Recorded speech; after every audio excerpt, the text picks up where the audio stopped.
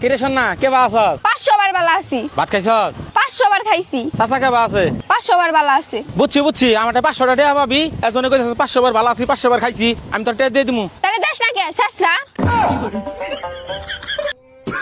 এই মেয়ে, তোমার বাড়ি কোথায়? আমি বাংলা জানি না, ইংলিশে বলেন। How are you?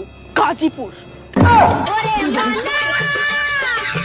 জানো শাওন ভাই মিল্কি ভাবিরে হার কিনে দিছে, আমারও হার কিনে দিবা, তা না হলে আমার নাক কাটা যাবে। তুমি কি চাও আমার নাক কাটা যাক? তোমার নাক কাটতে আমি দেবো না, এই নাও কাট, তুমিও গিয়ে হার কিনে নিয়ে এসো, আমি চললাম। চললাম মানে? তুমি এই অসময় কোথায় যাচ্ছ? ঘরে বউ থাকতে শাওন ভাই রুম্পা ভাবিরে বিয়ে করছে, এখন আমি যদি টুম্পা ভাবিরে বিয়ে না করি তাহলে তো আমারও নাক কাটা যাবে। তুমি কি চাও আমার নাক কাটা যাক?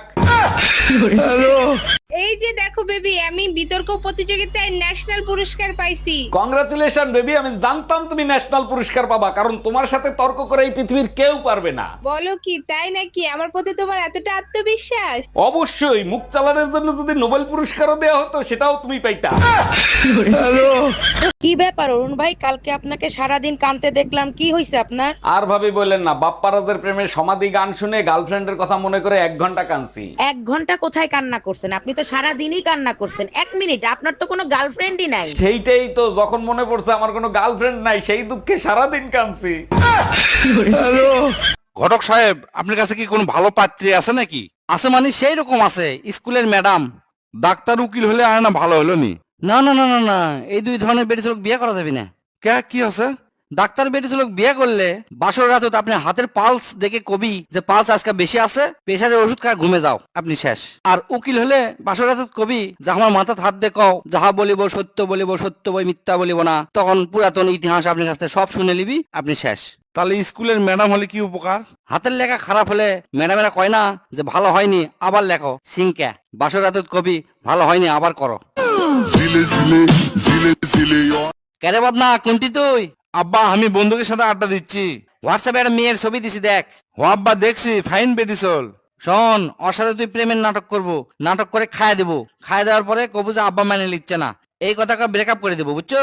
কে আব্বা, কে কি হচ্ছে? উনি আমার প্রেমিকার বেটি, 22 বছর আগে ওর মাও আমাকে ছেঁকা দিয়ে চলে গেছিল, তুই তার প্রতিশোধ নেবো। কি কথা করছো আব্বা? ইল্লা যেটা কই সেটা করবো। তুই আমার কাছে রয়্যাল এনফিল্ড বাইক চাইছিল না, এই কাম করলে তো কিনে দেবো, যা। দোস্ত, আজ কবর স্থানত থেকে কবর জিয়ারত করে বাড়াচ্ছি, ঠিক উনকা টাইমে দেখি পাশের এক কবরের ধারত এক লোক বস থেকে মাথা ঠুকাচ্ছে আর কান্দিচ্ছে আর করছে, তুমি কেন মরে গেলে, তুমি কেন মরে গেলে, তুমি কেন মরে গেলে। ওই কান্দা দেখে আমি থাকবার না পারে তার কাছে যা কোনো, ভাই আপনাকে আমি বিরক্ত করবার চাই না, কিন্তু জিঙ্কা করে আপনি কান্দিচ্ছেন, ইনকা করে আমি কোনো বেটা ছিল আজ পর্যন্ত কান্না দেখিনি। তা কার জন্য কান্দিচ্ছেন ভাই? আপনি মাও না আপনার বাচ্চা? ওই লোক মিচ্ছানার জন্য কান্না থামে বড় একটা নিঃশ্বাস ফেলে আমাকে করছে। ভাই, এই কবর হচ্ছে আমার বউয়ের প্রথম স্বামীর। বলো বউ জিন্দাবাদ। বউ জিন্দাবাদ। এবার বলো শ্বশুর শাশুড়ি জিন্দাবাদ। শ্বশুর শাশুড়ি জিন্দাবাদ। আশেপাশের ভাবিরা মুর্দাবাদ। খবরদার, তুমি জিন্দাবাদ তাতে আমার সমস্যা নাই, তোমার বাবা মা জিন্দাবাদ তাতে আমার সমস্যা নাই, আশপাশের ভাবিরা জিন্দাবাদ ছিল, জিন্দাবাদ আছে, জিন্দাবাদ থাকবে।